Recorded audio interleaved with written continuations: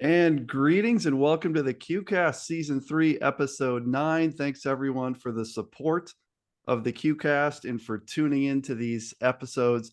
Another fun one here today. And this is probably the easiest QCast I've ever put together. Usually there's some back and forth about dates and times, and sometimes I get big time, and sometimes I get no showed, and we got to reschedule. I reached out to Dale Wellman today. He responded within an hour. We had this thing locked up and done same day. Dale Wellman, head men's basketball coach at Nebraska Wesleyan. Dale, how are you doing today? Oh, I'm doing great. Yeah, no, I appreciate you letting everybody know how efficient we are here at Nebraska Wesleyan. No, this worked out really well. In fact, we've already had our workouts today, so rest of the day I was going to watch some film and well, I guess do this now. So it's today's great. We're going to talk about Dale's next couple games. His most immediate game is against a team I'm somewhat familiar with, the Illinois Wesleyan Titans. We're going to get into that in a little bit. Dale, I used to live in Lincoln. My wife and I lived in Lincoln for 4 years. I think we left for Dallas almost right as you were getting there. We left in 2014. What year did you get to Lincoln? I got the job in July of 2014. Amazing. We had What just went left. I know other people don't care about this at all, but where did you live in Lincoln? I lived in Wilderness Ridge. Oh yeah, yeah, down south. Nice golf course down there. We Yeah. lived right on a par 5 fairway right there, and we loved it. It was beautiful. And don't you find that there's Division 3 schools? You've been to a million, right? You know that the towns that D3 schools are in. It's all over the map. But most people don't realize how great a town that Lincoln, Nebraska is. We would move back there outside of the winter. Yeah. Don't you Look agree at my that window right now, Bob. It's sunny out there it's right now. beautiful It's out there? nice. But doesn't it help to have such a great community to recruit to? Isn't that a thing, Dale? Oh, absolutely. No, I love Lincoln, and I'll be honest. One of the reasons I took the job, obviously the professional part and basketball part was one of them, but I loved Lincoln. I had been here before, and I grew up in Lexington, Kentucky, and honestly, it just reminded me, the same size, 300,000 people, and it's very much a college state when it comes to college athletics. Well, when it comes to athletics, occasionally the Chiefs might be on the front page of the newspaper, but and we know it revolves a lot around the Huskers, but it filters down to those smaller colleges. But it's a great community, and when we recruit and we bring kids from Texas, and we have a kid from Phoenix, and they come up here, I think people are genuinely surprised at the downtown life of Lincoln and just what kind of a vibrant community it is. The Haymarket. When we were there, they had just built Pinnacle Bank Arena. Right. And made all those improvements to the Haymarket. So Right. Awesome place. We were Husker season ticket holders all 4 years, and that's led to me becoming a Husker fan, which has been a painful part of my life. Like every Saturday since 2011, I've been watching the Huskers, and Dale, I'm waiting for the day that they can put some W's on the board again. I'm sure that your brethren there in town are in some pain right now over the state of the Huskers, right? Absolutely. No, we moved here. I was all excited about Husker football and Husker basketball, and my son was very young, and he's huge into sports, and we're excited, about maybe the future of it. See who we hire here as a head football coach, and we got some guys on the basketball team. We'll see how it goes. But no, it's been fun rooting for the Huskers since I got here. Growing up in Lexington, very similar culture, except maybe shifted a little bit more towards basketball and football, but I've been around it, and it's exciting here in Lincoln too. Yeah, if you've never been to Lincoln, folks, I'm telling you, it's a different town than what you're picturing when you think of Nebraska. It is a wonderful place. The nicest people I've ever been around in my life were in Lincoln, Nebraska. Coach Bob, I love hearing you say that, because I tell you, scheduling is a bear here. No one's ever, it's tough to get some kids. Hey, I'm going to go to a tournament or go to a game in Nebraska. I understand it doesn't sound like the most sexy state, but I'm glad to hear that you're promoting Lincoln. I'm telling you, Nebraska compared to your average Division 3 town, in some ways it reminds me of Bloomington Normal, Illinois, and that you have a big school and a small school, and you have a good community. Lincoln's bigger, and University of Nebraska is much bigger than Illinois State. But I'm telling you, we just hired an athletic director from Illinois State. Absolutely. And and he says the exact same things, and his kids would go to camps and everything at Illinois Wesleyan. So yeah, he's been saying the exact same thing here for the past few months. If you get a chance to go to a tournament that Dale's hosting there in Lincoln, There fun you go. place to set up shop at the Haymarket, have a great time. Can you believe this is your ninth season, correct? Ninth season at Nebraska, That's is that right. right? Yep. Time flies. I mean, does it feel like nine?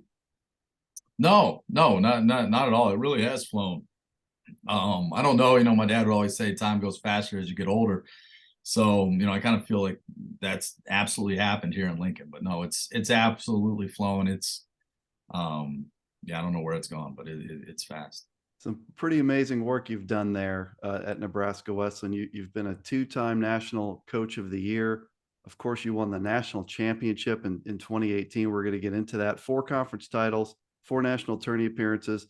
So far, during this time with Nebraska Wesleyan, you've had a ton of success. What's it been like taking a program with a very proud tradition and carrying this on and building it up? What's this been like, Dale? Oh, I mean, it's obviously been wonderful. Part of the reason I wanted the job back in 2014, and even when I saw it was open, here's actually go back way far. So in 1997, when Illinois Wesleyan beat Yep. Nebraska Wesleyan in the national championship game, I was playing at Swanee, or I should say I was on the team at Swanee. And we had good teams, not because of me. It was more in spite of me.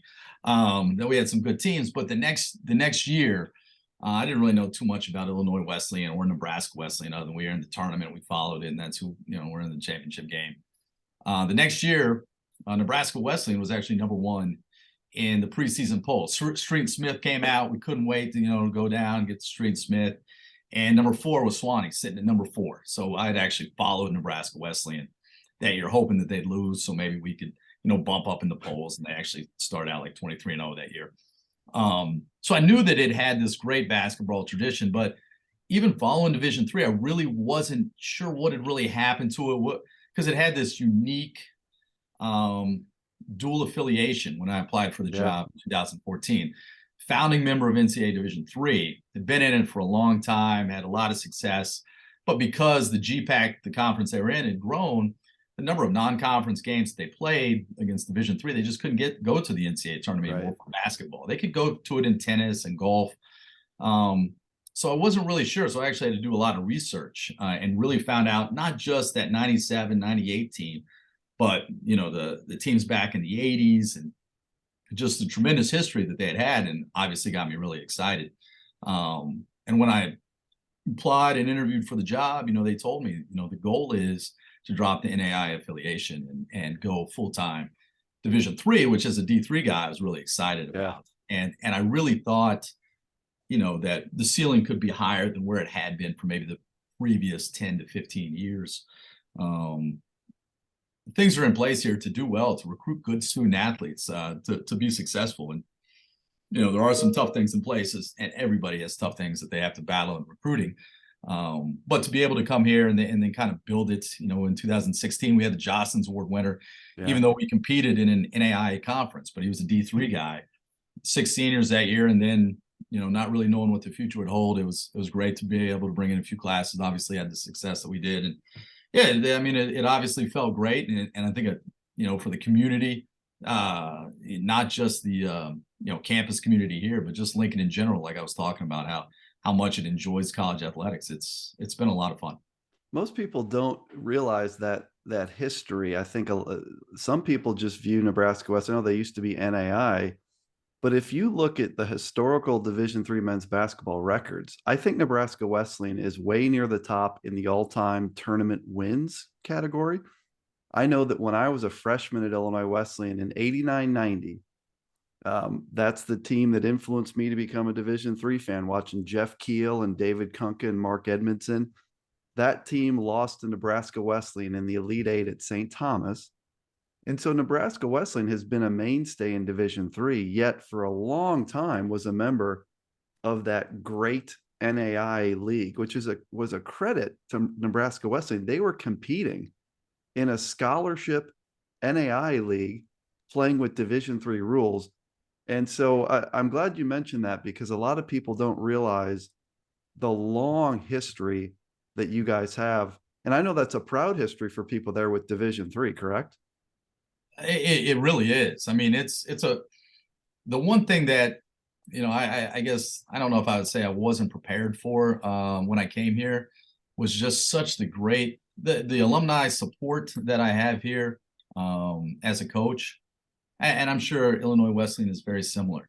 Um, it's unbelievable, and I wasn't prepared for that. I didn't necessarily have that in the last job that I was at, and although our graduates can, for basketball and for school, can go anywhere in the country, a lot of them still live in Eastern Nebraska, whether it's Lincoln or Omaha or even close by in Kansas City.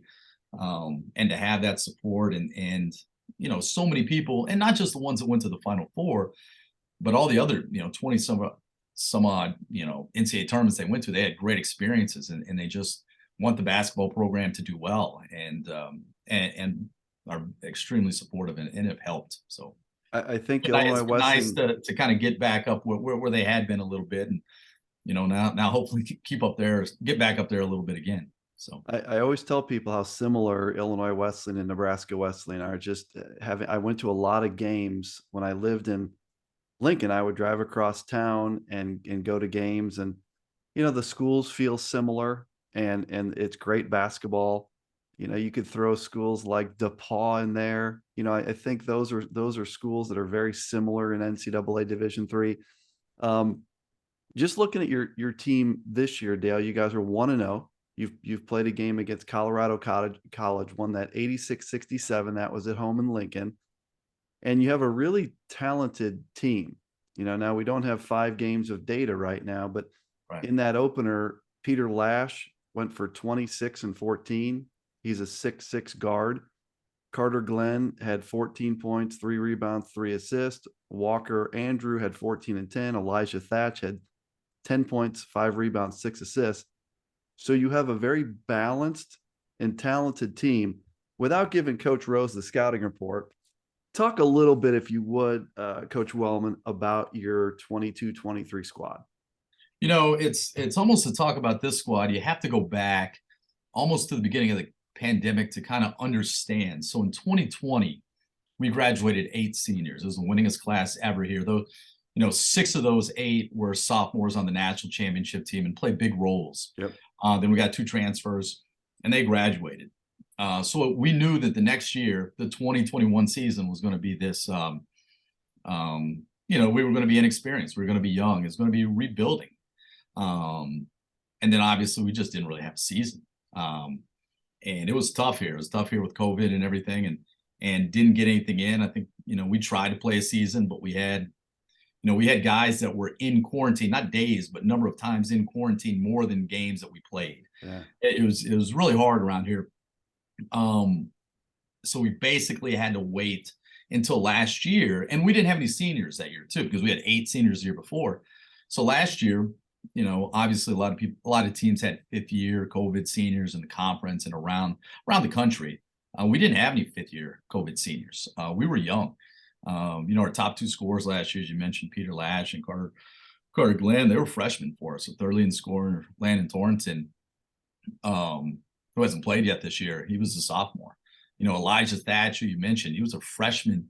During that COVID year, he didn't really play, and then last year broke his hand, and didn't really play last year. So we were extremely young and inexperienced last year, but the nice thing is we got everyone back. We got everyone back that this past year. We've been able to put things in really quickly this year. Walker Andrew, that's you mentioned, he was a Division II transfer that we picked up. That's kind of the perfect 5-man for our system a little bit, and he's been also a leader. He just talks, even though he's new to the program, he talks more than anyone out there, and it's just taken on that captain leadership role. But no, and part of the reason I wanted to get into this tournament in Aberdeen was I knew when I talked to John, I knew that there were going to be good teams at the time. I didn't know it was going to be Illinois Wesleyan and Oshkosh. But I wanted to see where we were. I knew we'd still be kind of young, but we'd be more experienced, and we had some talent, and we'd find out early on in the season what we needed to work on, and how good or we were in certain areas, or how bad we were in certain areas, and those teams would expose us. So It's kind of the perfect teams to have for this team to compete against at the right time. Let's talk about the tournament, because this is a really cool, unique, elite opportunity. It's the first ever Small College Champions Classic. It's being hosted at Northern State University, which is in Aberdeen, South Dakota. John McCarthy, who does such an amazing job with small college basketball, amazing Twitter presence, the Bevo Francis Award, these tournaments. And basically he went out and handpicked a group of Division III, NAI, and Division II teams to bring them under one roof over the course of 2 days, like all day long basketball. So the Division III schedule, Friday morning, 10 a.m., get your coffee, Division III fans. Two of the best programs in the history of Division III are going to play at 10 a.m., Illinois Wesleyan and Nebraska Wesleyan.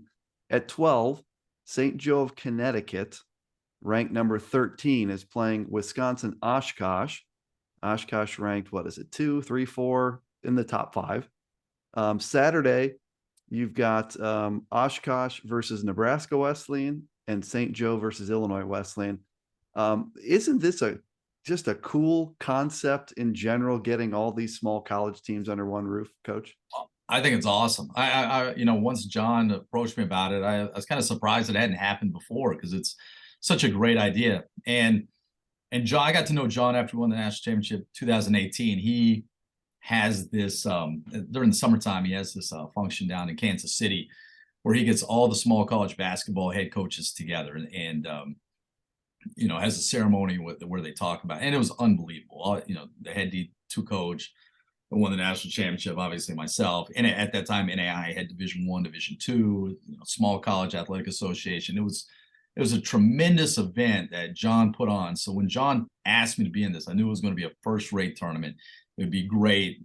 All the details were going to be taken care of. And like I said, he approached me, and I think I was the first Division III team to say yes. So I didn't even know who was going to be in it, but I knew that they were going to be great teams and it was going to be a good tournament. So we're obviously real excited about it. And this allows us to continue the Nebraska Wesleyan, Illinois Wesleyan tradition. There's been so many big games between the teams. I mentioned what for me was this heartbreaking Elite Eight loss in 1990. You mentioned the national championship game in 97. Coach Raridan had this amazing team with Mitch Mosser and Kip Kissinger and Chad Ideas, and amazing crew. And there's been several other games along the way that were really big. I remember Nebraska Wesleyan coming to the Shirk Center maybe in 99, maybe in 2000. Place was packed. So two great programs squaring off. I don't know if you've had a chance to watch Illinois Wesleyan on tape yet. They're a young team that lost 4 starters, putting it together. Just really high level thoughts of what you know about the Titans. What are your initial impressions of your opponent there Friday morning? Yeah, and I haven't watched as much. Like I said, I was going to do some of that tonight. There's been a lot of Illinois Wesleyan clips on Twitter. Someone's been kind enough to put up there so I can do a little scouting on Twitter. I got to stop that. So no, I know that they're big. I know that they're strong. I know that they're a talented team. They're going to be well coached. They're going to defend. A nice little thing that we have is my assistant that I hired this summer, Mac Kraus. He was assistant at Franklin College in Indiana last year. So he had the scout against Illinois Wesleyan in the first round of the NCAA tournament. So obviously it's his scout again. I'm leaning on him a lot to obviously help our team out there. So that's nice. That wasn't the only reason I hired him. He's a great hire.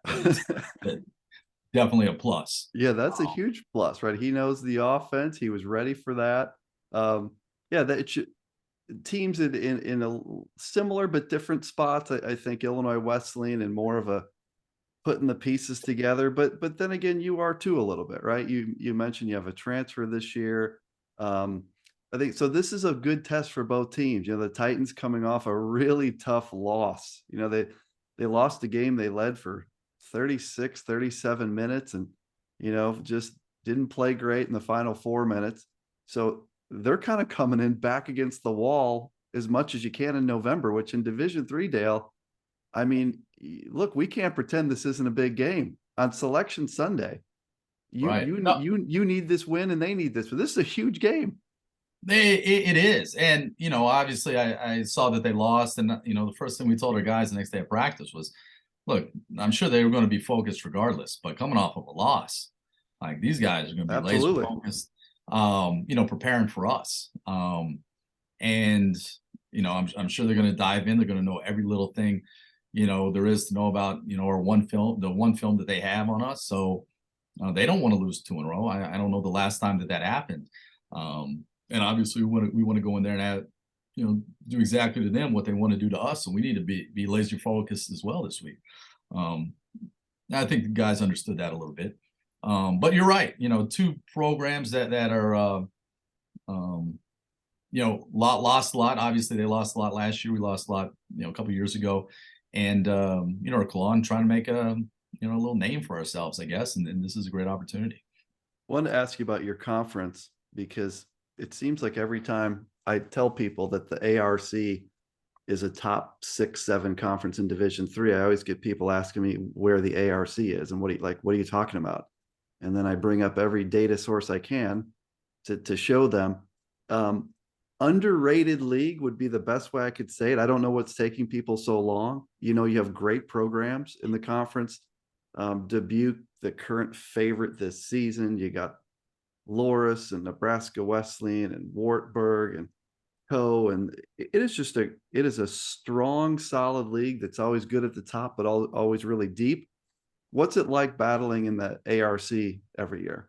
Yeah, and you're absolutely right. I do think it's an underrated league a little bit, and we understand, and it probably goes back 15, 20 years. I don't know. I wasn't here then. Because we are so close to maybe the CCIW and the WIAC or WIAC. I'm never really sure how to say that. I'm not either. Say that conference. But since I got here and we got in the IIAC, which became the ARC, Loras has had some runs. Wartburg, they finished 6th in our conference one year and ended up going to the Sweet 16 that year. We obviously had some good teams during that time. And it's a battle day in, day out in the ARC. And coming from New York and the conference I was in there, it's interesting just to see the change, how big it is, how many great shooters they have.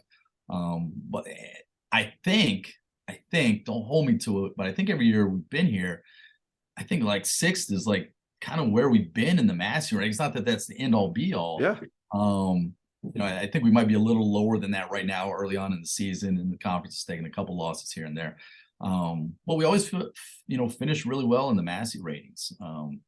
So, I think we're in. I get it. We're in flyover states. It's Nebraska, Iowa. Exactly. Sometimes those states are lost a little bit. I even go back to the year we won the national championship. We weren't receiving. We weren't in the top 25 when we went into the NCAA tournament, and we loved it.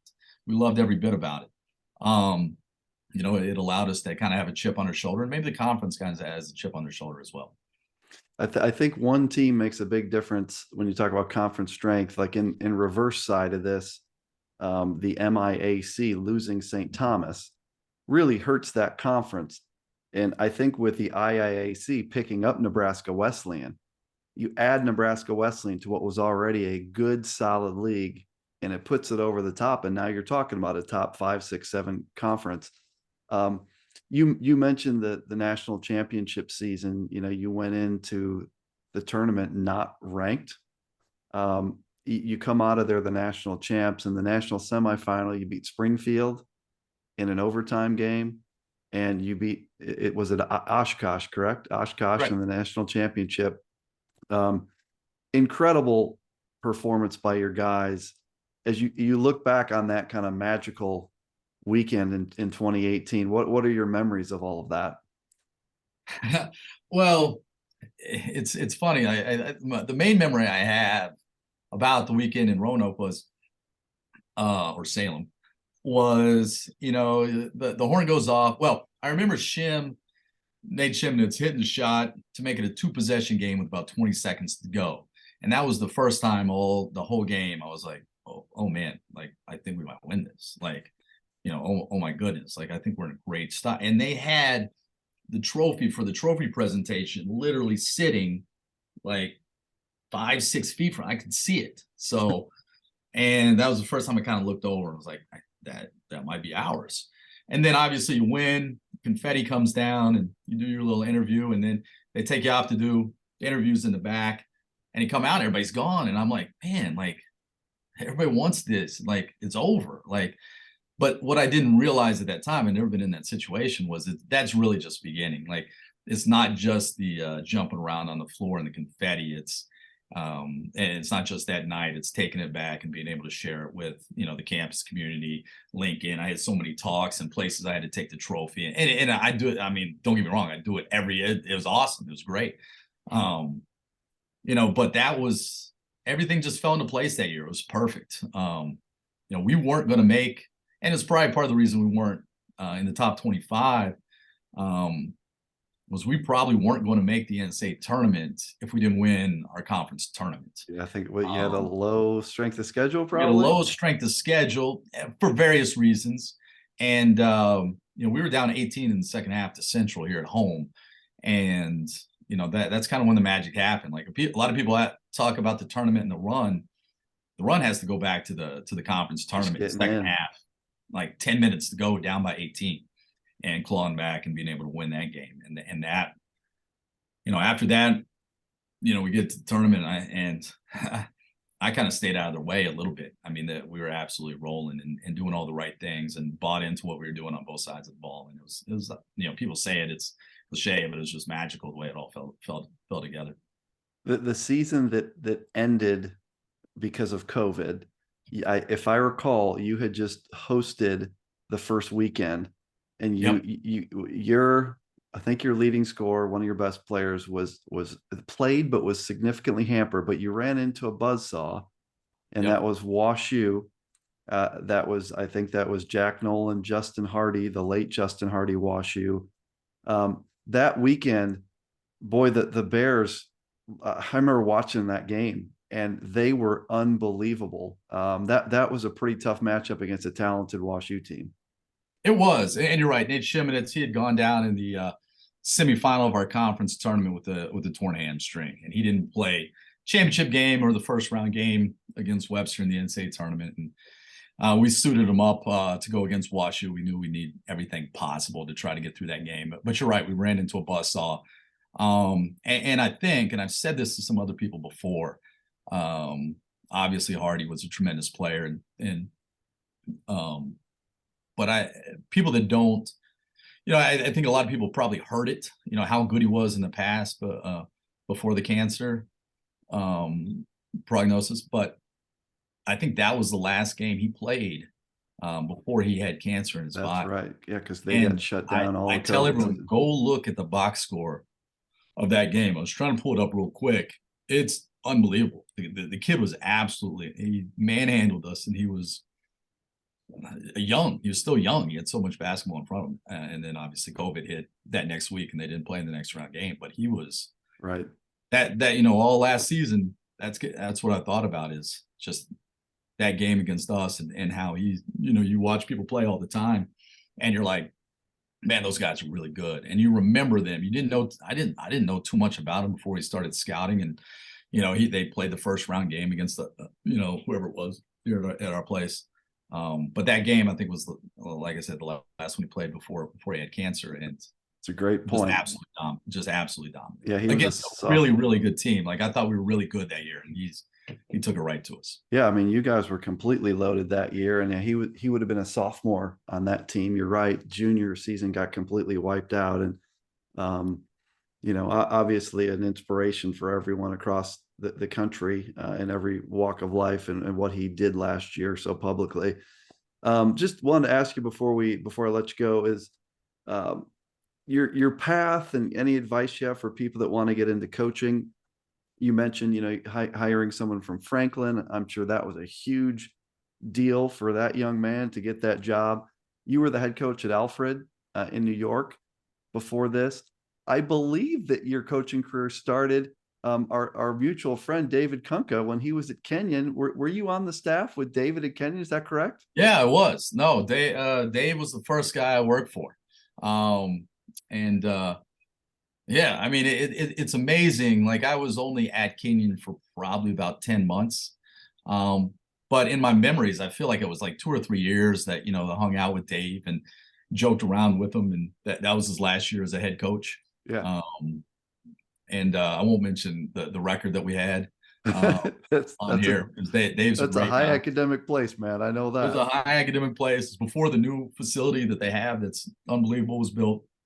But no, if I haven't thanked him enough already, I need to thank Dave for taking a chance on me. So, because I played at Swanee, again, not a lot, but I was on the team at Swanee there for 4 years, and went out. I was going to become an architectural historian. I was in grad school for that, studying historic preservation, and just missed competing, being part of a team. And so I'd actually been out of the business, away from college athletics for a couple of years, and got into it at age 24, 25.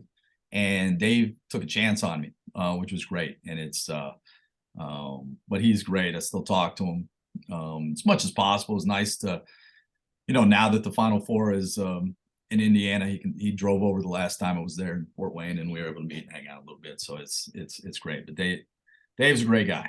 But yeah, he's a great guy.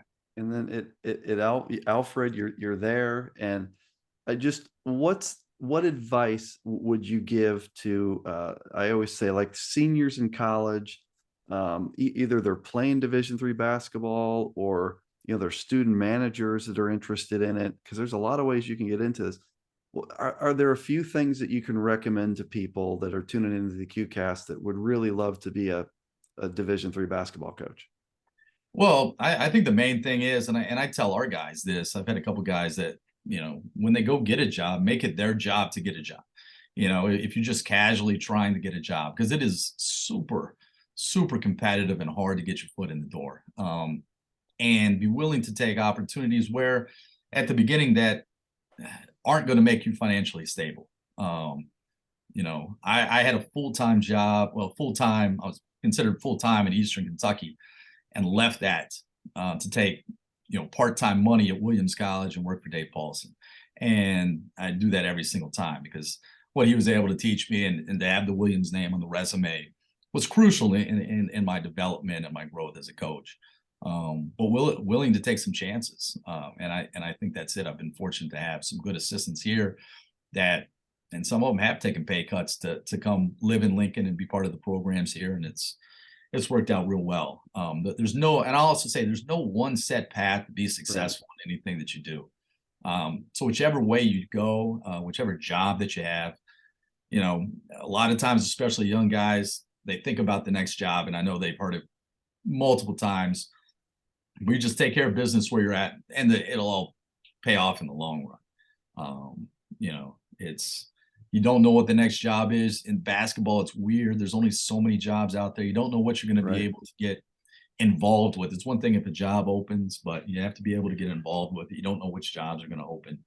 All you can really, it's the same thing we kind of tell our guys on the court. You can only, can control what you can control. And that's how you go about it every single day. And I tell guys, and I'm not trying to pat myself on the back or anything, but work hard for me. Don't worry about that next one, and we'll try to, take care of you. I'll try to take care of you in the future. I'm not going to get upset, And Chris Hamilton, I mentioned Franklin College. One of the reasons I got in touch with Mac was because Chris got the head coaching job at Franklin, and Trevor Johnson, who I have to deal with now all the time, is in my league, and he was at Buena Vista, and he was my assistant for 4 years here, and Casey McGraw is at Elmira College in New York, and even Tyler Ackley's at St. Joe's College in Maine. So I just want to make sure everyone heard those guys' names, because they worked extremely hard for me. I'd like to think I'm a good guy to work for, but I'm also really good at delegating stuff. So hey, you go take care of that. You go take care of that, so I can be on the QCast right now. So. And I think great points about just being willing to take opportunities, even if it's not the place you thought you wanted to be or the money. I was in a conversation yesterday with a friend of mine around the Carroll job in the CCIW that just out of the blue opened yesterday. And kind of the conversation was, someone said to me, boy, that's a really tough tough job. They're at the bottom of the CCIW. And my point was, that's a gold mine. That's a gold mine job. It's a CCIW head coaching job, and it's in Wisconsin. You got a hotbed of basketball between Wisconsin and Illinois kids that you can get. And for somebody, that job at Carroll is an absolute gold mine. And I think you'd agree, Dale, that you've got to go when there's an opportunity. You got to go there. That may not be where you want to be forever, wherever the school is. Probably Alfred's not a place you said, "Oh, I'm going to be there for 20 years." But boy, you got to go there to get to that dream place like Nebraska Wesleyan. That's just kind of how the profession works, right? Absolutely. No, when I took Alfred, the one thing I was pumped about, they were 2-23 the year before I got there. And I was like, hey, this is and they, finished last in the conference. Hey, this is a great opportunity professionally for me to, see what I could do. And I approached Alfred like, that was my Kansas at the time. And I wasn't thinking about the Nebraska Wesleyan job, 6 years in the future. And we really enjoyed our time there. And, Paul Vecchio, who's the athletic director there, I think has done a tremendous job of making that, a good place. And Alfred's had some good teams lately. They really have. They've hired some good coaches. Paul's made that a great job. But you're right. It's, for someone, Carroll, it's going to be their Kansas, their UCLA, and they're going to take it and do great things with it. We were there year after we won the national championship. We went up to the tournament, and first time I had ever been to Carroll, that area of the country, really. And it was, it was great. I think it's a beautiful campus. It's obviously a great conference, and I think it'll be great for somebody. Just before I let you go, I'm going to give you the last thoughts here. Just a reminder, everyone: Illinois Wesleyan takes on Nebraska Wesleyan this Friday, 10 a.m. in the Small College Champions Classic. It's at Northern State University in Aberdeen, South Dakota. Usually I wish coaches luck in their next game. I absolutely cannot. I absolutely cannot. I hope that it's a very well played game. I guess I'll say that, Dale. I hope everyone plays well. I hope that our guys make some shots more than they did Sunday. I'll say that. In all seriousness, really appreciate you doing this. One of the top coaches in Division III in terms of just the way you run your program, the success you've had. You're a national champ, a perennial contender in a great league. Dale, what do you have for those that are tuning in on the QCast today before we close? Well, I think the main thing I wanted to do was make sure people knew that Lincoln was a nice place to come have a game, and you already took care of that. Yeah, I gave you a layup there. Yeah, no, so I appreciate it. Thank you very much. No, you know what? I'm somewhat unprepared right here. This all happened so fast, and I'm looking forward to the season. I've been looking forward to this tournament for a while, not just to play Illinois Wesleyan specifically or Oshkosh specifically, just because it's, I think, going to be a real fun opportunity for our guys and to go out there. And like I said, I knew we were going to be able to compete against some good teams. Hopefully we can make more shots than even we did on Saturday too, and see, we have the Titans both days out there. So yes, you do. This is kind of the weekend of the Titans for us. So see what we can do. We're going to learn a lot from it regardless. Obviously we're preparing, we'll win this thing and go out and have 2 great days and get better than we did last Saturday. But it's going to be it's a long season regardless of what happens. And I really like our guys this year. They've been a lot of fun. It's been completely different than last year because we were so young, and it took a long time to teach what we wanted to do on both sides of the ball last year, just because they were so young. And I really didn't have that many returners. And this year we've been able to really fly through some stuff, learn some stuff quickly, and they have a better understanding of me, and I have a better understanding of them. So it's going to be a fun season, and thanks for all you do for Division III basketball. I'm sure everyone tells you that, but as the school, as the only NCAA Division III school in Nebraska, and having to constantly tell recruits from Kansas and Nebraska and Colorado what D3 basketball is all about. I appreciate you having a presence on Twitter and on social media, getting those things out there. That's the goal, man. Is like, there's a great story to tell, and we got to tell it. You got to make sure the brand is what it is, and that's there's a big group of us that do that because you don't want people telling kids that Division III is crappy basketball. I mean, that's asinine, right? And what I love is some of these the kids that that used an extra year from our program this year. Matt Laird's is starting at Division II, number 14, Yeah. Bentley, and Pete Lambesis is a starter at Trevecca Nazarene, Division II. Luke Yoder is a Division I starting point guard, just played against Kansas last week, starter. Yeah. So like we got to tell our story, Dale, and that's we all have to kind of get together to do that, because otherwise people will tell it for us, and that's not good. No, like I said, I appreciate it. That is the one very different thing that I run into recruiting out here compared to when I was at Alfred. Everyone understood Division III athletics, and out here it's when I tell them it's Right. 430 some odd schools, a lot of parents' eyes just light up and they had no idea. Right. No clue. So that's I think that's why social media has helped level the playing field, because now you have a platform through which people can discuss these things and share good things. So Dale, I really appreciate it, and I hope you guys have an awesome time at the tournament. It's going to be 2 great games for you against Illinois Wesleyan and Oshkosh Friday, Saturday. Best of luck to you and the Prairie Wolves this year, my friend. Folks, that is Dale Wellman, the head men's basketball coach at Nebraska Wesleyan, a 2018 national champ. They have another great team this season, and Dale will talk to you down the road this season. Okay. Sounds good. Thanks, Bob. Thanks, bud.